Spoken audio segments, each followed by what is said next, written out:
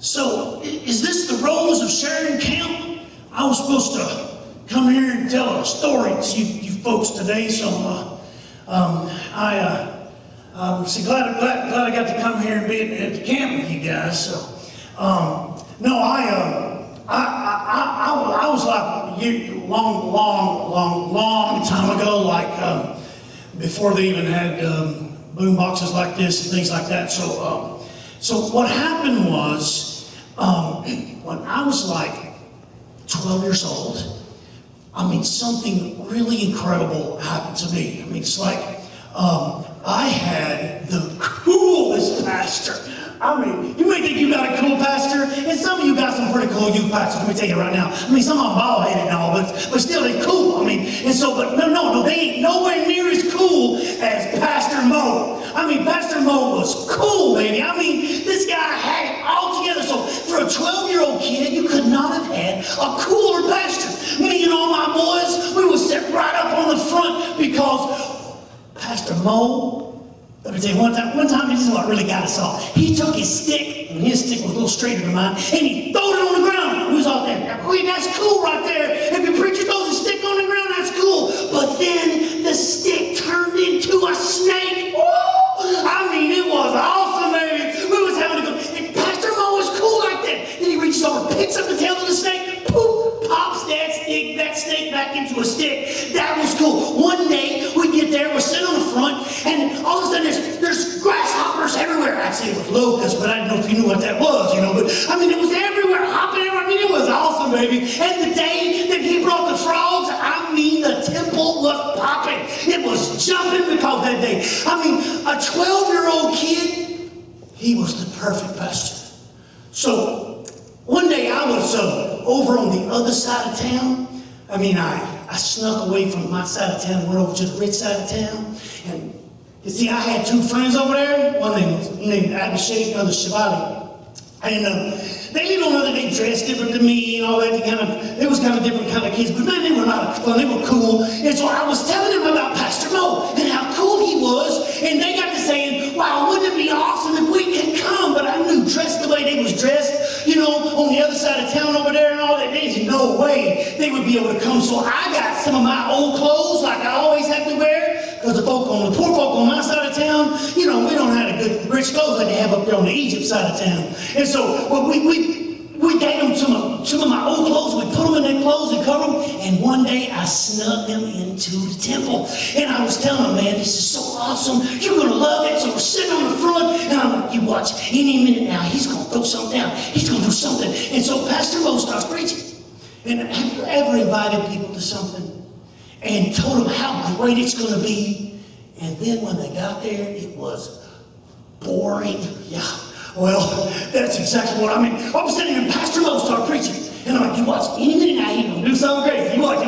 And Pastor Mo gets up and he says, now, I need you to take the lamb and you're going to butcher the lamb and the blood's going to be up on the door. And I'm like, just a minute, he's talking about butchering the lamb, he's going to raise that lamb from the dead. You just watch, he's going to do something really cool. And then he says, and then when you're preparing the food, you need to not use water, and you need to boil it in water and all of these kind of things. And you can't have it has to be unleavened bread. And then you don't use all of this, won't be any gravy. And you're supposed to have your coat on during dinner. I'm like, what is he doing? He's trying to tell Mama how to cook a meal. Come on, Pastor Mo, throw your stick down. Do something, turn some water to blood. Show these boys, you know. And he didn't. He just talked about some kind of angel and death and talked about the firstborn and that was it. A boring sermon.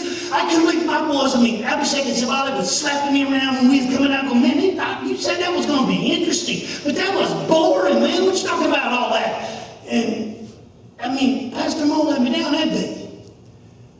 Well, in about 2 weeks, I came in and Dad was out on the front porch. And he had a lamb, and man, I love some good lamb chops now. And so he was out there butchering the lamb, and he had blood everywhere. I mean, blood all over the porch, all over the walls, I mean, all over the doors. And I'm like, look, Dad messed that up, Dad's gonna clean that up. I ain't making me clean up his mess. And he's gonna leave a mess like that laying around like that. So that night, I had to put my coat on, had to put shoes on, like we getting ready to go out, and we sat down at the table, all dressed up. And this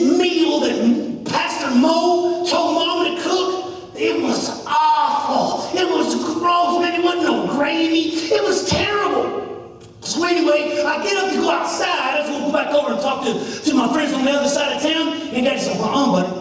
Tonight you go straight to bed. I'm like, but Dad, you made me go to bed early. So the next morning, I get up and, I'm making my way outside, and I thought, I'll go over and see what's up with Abhishek and Shavali over the other side of town. As I walk out on my porch, not only did Dad butcher the lamb out there, but it had the blood out, the blood didn't clean it up. I walked out in the street, I turned around, looked at my house, and I'm like, that is a disgrace. As a matter of fact, every one of my neighbors had blood all over their house too. I'm like, that's what the problem is with this neighborhood. Nobody goes cleaning up behind himself. And if Daddy's going to try to make me clean up his mess, he got another thing coming. And so I made my way over to the other side of town. I kind of said sneak over there. I get over there and I walk up and I come up to Abhishek's store. Their houses look so good, so perfect. Everything's all clean. And so I come up to the door and I was going to knock on the door and talk and see if Abhishek won't come out and play. And about the time I started to knock on the door opens. And there stands Abhishek's dad. Abhishek's dad ain't never at home. He's always working. And he looks down to me and he says, boy, you looking for Abhishek? And I said, yeah, can Abhishek come out? And about the time I said play, he says, Abhishek died last night in the night. And we don't know why. And half of my cattle died. But we think it had something to do with you and your people. And when he did, I looked and I was like, but Abhishek is dead? He said, boy, you need to go home. And I went back out to the street and I was like, oh my goodness, Abhishek died. How could he have died? And I thought, I need to go next door to Shivali's house to see if Shivali knows that Abhishek had died. And as I started knocking on the door of Shivali's house, the door came open and Shivali's mom comes to the door and she's crying, oh, my baby. And I'm like, what's wrong with this woman? I said, excuse me, but can I talk to Shivali? Does Shivali know that Abhishek? And Shivali's mom began kind of yelling at me. You, my baby. Shivali died last night. And I'm like, what? Shivali died too? Abhishek died too? And she looked at me and she says, you better get to your side of town, boy. And I backed up thinking, oh my goodness, what could have happened? Abhishek and Shivali died in the same night? No. And then I began to think of the remorse and the grief of her parents, and I began to start to pray for Abhishek's mom and dad and for Shivali's family. And then I began to think and remember Pastor Mo's sermon from the 2 weeks ago when Abhishek and Shivali were there. What was it that he had said? He said something about that the angel, what was it about that? Oh, it was an angel of death. And that when the angel of death saw the blood on the doorpost, that he would pass over that house. But where there was no blood, the firstborn, that's me. I'm the oldest boy in my family. And so is Abhishek and she. There's no blood on their door. Well, why didn't Abhishek's dad put blood on the door? And Shivali said, but my house, there's blood on the doorpost. It was that little lamb that was sacrificed yesterday, and I was all making fun of it. The blood of that lamb.